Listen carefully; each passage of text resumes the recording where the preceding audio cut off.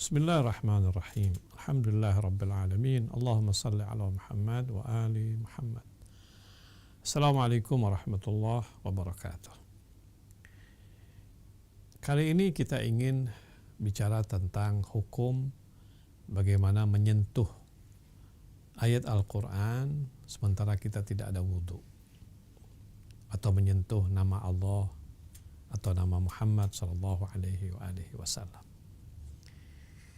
Pertanyaannya, apakah hanya ayat Al-Quran yang ada dalam Al-Quran saja yang tidak boleh kita sentuh? Sementara ayat-ayat Al-Quran kan seringkali ada di mana-mana. Misalnya di rumah kita ada bingkai bertulisan ayat suci Al-Quran.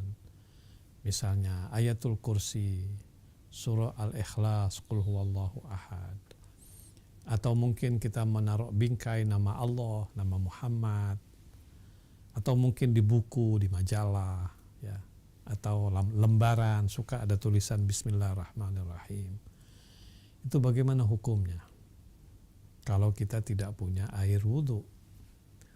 Nah, tentu kita semua tahu ya bahwa kita tidak boleh menyentuh Al-Quran kalau kita tidak ada wudhu. La yamassuhu illal mutahharun. Begitu kata Allah. Jadi memang pertanyaannya, apakah hanya yang ada dalam Al-Quran saja yang tidak boleh kita sentuh? Di luar Al-Quran seperti bingkai tadi, majalah, tulisan, kertas, kadang-kadang kita menerima undangan pernikahan misalnya. Di situ ada tulisan Bismillahirrahmanirrahim. Atau ada tulisan ayat suci Al-Quran. Wa min ayati an khalaqalakum min anfusikum azwaja misalnya. Assalamualaikum warahmatullahi wabarakatuh, ada kata Allahnya. Itu bagaimana hukumnya?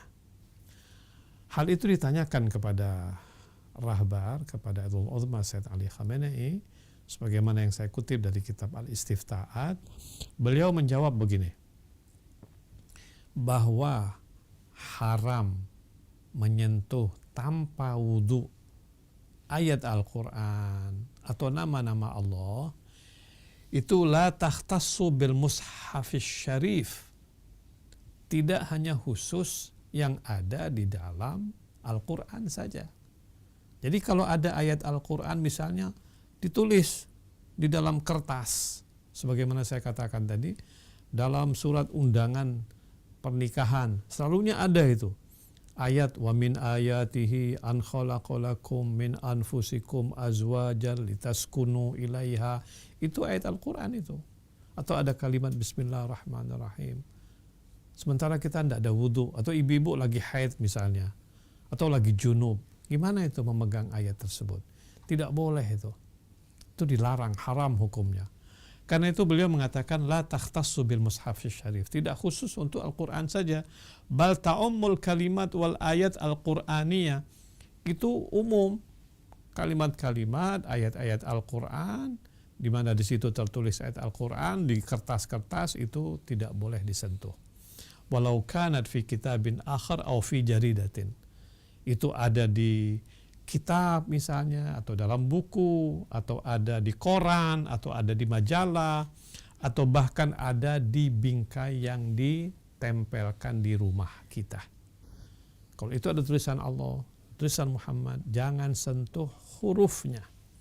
Sentuh bingkainya nggak apa-apa, tapi sentuh hurufnya jangan. Nama Muhammad, jangan sentuh hurufnya, sentuh bingkainya. Kalau bingkainya ada kaca nggak apa-apa, sentuh.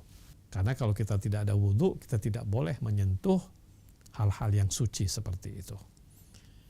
Al-Quran tidak boleh disentuh tanpa wudhu. Ayat-ayat Al-Quran dimanapun tidak boleh disentuh tanpa wudhu. Nama Allah, nama Muhammad, nama Ahlul Bait alaihimussalam tidak boleh disentuh tanpa wudhu.